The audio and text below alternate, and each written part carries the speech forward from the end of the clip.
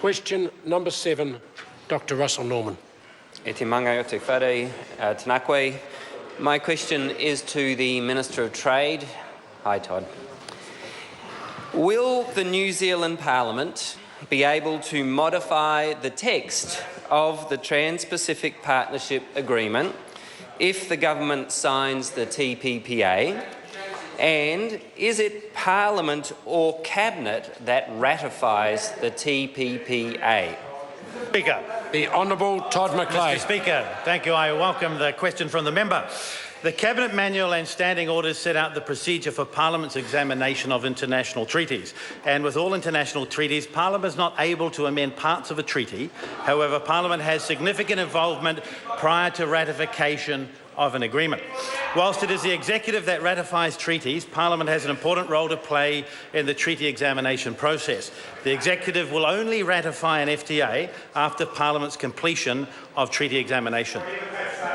Supplementary. Supplementary question, Dr. Russell Norman. Thank you, Mr. Speaker. So would a correct summary of the Minister's answer be that the New Zealand Parliament is not able to modify the text of the TPPA once the government has signed it, and that it is Cabinet, not Parliament, that ratifies the treaty? The Honourable Todd McLeay.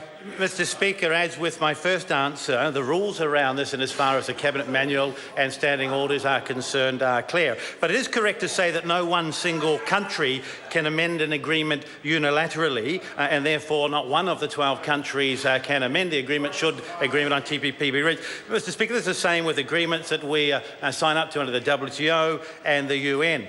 It's also important, I think, to note, Mr. Speaker, that for New Zealand, the reason this is something that's in place is so that any hard-fought gains that we receive through that negotiation can't be changed following agreement. Supplementary question, Dr. Russell Norman. Thank you, Mr. Speaker. Does it strike him as a particularly democratic process where the elected members of the House of Representatives have no ability to influence the negotiation because it's done in secret?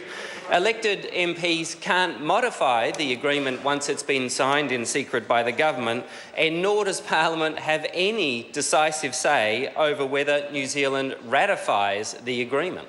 The Honourable Todd McLeay. No, Mr. Speaker, it strikes me that this is the same procedure that's been followed for a number of agreements that have gone through this Parliament. Indeed, it's the same procedure that took place for the China FTA, the Hong Kong Agreement, and most recently the Korean Agreement. But I would say, Mr. Speaker, as has been publicly stated, if TPP is agreed, we are likely to see a different procedure in the way that it follows through this Parliament than was the case with China. It will be closer to Korea, where the agreement was available prior to signing, and certainly the parliamentary process must be finished before ratification will take place.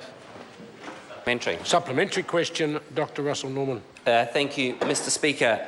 Has he seen the statement by MFAT's lead negotiator on the TPP, which said that all explanatory material from the TPPA negotiations, such as briefings to ministers, would be kept secret for 4 years after the TPPA comes into force?